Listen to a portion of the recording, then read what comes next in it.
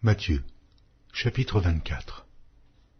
Comme Jésus s'en allait au sortir du temple, ses disciples s'approchèrent pour lui en faire remarquer les constructions. Mais il leur dit, « Voyez-vous tout cela? Je vous le dis en vérité, il ne restera pas ici pierre sur pierre qui ne soit renversée. » Il s'assit sur la montagne des Oliviers, et les disciples vinrent en particulier lui faire cette question. « Dis-nous quand cela arrivera-t-il, et quel sera le signe de ton avènement et de la fin du monde ?» Jésus leur répondit, « Prenez garde que personne ne vous séduise, car plusieurs viendront sous mon nom, disant, « C'est moi qui suis le Christ », et ils séduiront beaucoup de gens. Vous entendrez parler de guerre et de bruit de guerre, gardez-vous d'être troublés, car il faut que ces choses arrivent, mais ce ne sera pas encore la fin. Une nation s'élèvera contre une nation, et un royaume contre un royaume, et il y aura en divers lieux des famines et des tremblements de terre. Tout cela ne sera que le commencement des douleurs. Alors, on vous livrera au tourment, et l'on vous fera mourir, et vous serez haïs de toutes les nations à cause de mon nom.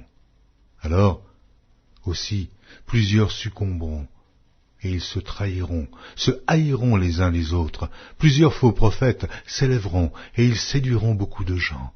Et, parce que l'iniquité se sera accrue, la charité du plus grand nombre se refroidira. Mais celui qui persévérera jusqu'à la fin sera sauvé. Cette bonne nouvelle du royaume sera prêchée dans le monde entier pour servir de témoignage à toutes les nations. Alors viendra la fin. C'est pourquoi, lorsque vous verrez l'abomination de la désolation dont a parlé le prophète Daniel établie en lieu saint, que celui qui lit fasse attention, alors que ceux qui seront en Judée fuient dans les montagnes, que celui qui sera sur le toit ne descende pas pour prendre ce qui est dans sa maison, et que celui qui sera dans les champs ne retourne pas en arrière pour prendre son manteau. Malheur aux femmes qui seront enceintes, et à celles qui allaiteront en ces jours-là. Priez pour que votre fuite n'arrive pas en hiver, ni un jour de Shabbat, car alors la détresse sera si grande qu'il n'y en a point eu de pareil depuis le commencement du monde jusqu'à présent, et qu'il n'y en aura jamais. Et si ces jours n'étaient abrégés, personne ne serait sauvé.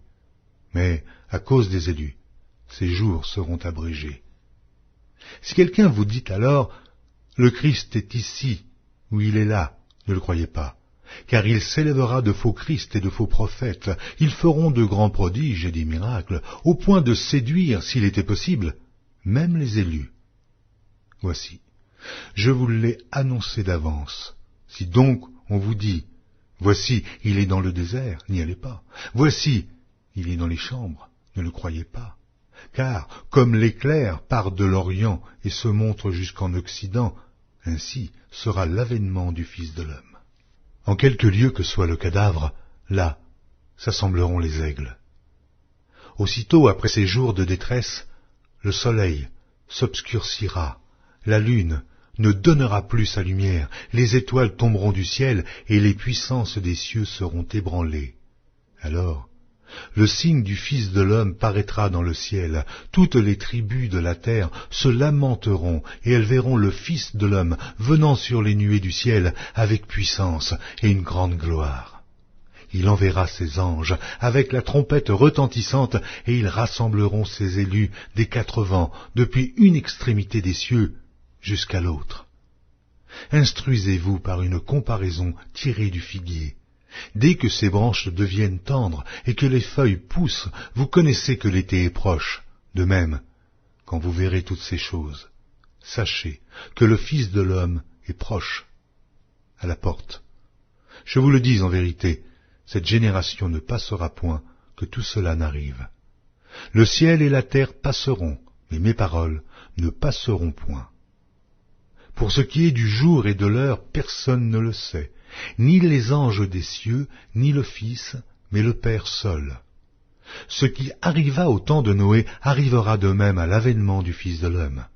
Car dans les jours qui précédèrent le déluge, les hommes mangeaient et buvaient, se mariaient et mariaient leurs enfants, jusqu'au jour où Noé entra dans l'arche, et ils ne se doutèrent de rien, jusqu'à ce que le déluge vînt et les emporta tous. Il en sera de même à l'avènement du Fils de l'homme. Alors, de deux hommes qui seront dans un champ, l'un sera pris, et l'autre laissé. De deux femmes qui moudront à la meule, l'une sera prise, et l'autre laissée. Veillez donc, puisque vous ne savez pas quel jour votre Seigneur viendra.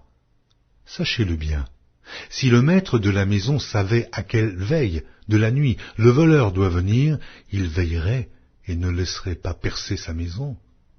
C'est pourquoi, vous aussi, tenez-vous prêts, car le Fils de l'homme viendra à l'heure où vous n'y penserez pas. Quel est donc le serviteur fidèle et prudent que son maître a établi sur ses gens pour leur donner la nourriture au temps convenable? Heureux ce serviteur que son maître à son arrivée trouvera, faisant ainsi. Je vous le dis en vérité, il l'établira sur tous ses biens. Mais si c'est un méchant serviteur, qui dit en lui-même, « Mon maître tarde à venir », s'il se met à battre ses compagnons, s'il mange et boit avec les ivrognes, le maître de ce serviteur viendra le jour où il ne s'y attend pas, et à l'heure qu'il ne connaît pas. Il le mettra en pièces, et lui donnera sa part avec les hypocrites. C'est là qu'il y aura des pleurs et des grincements de dents.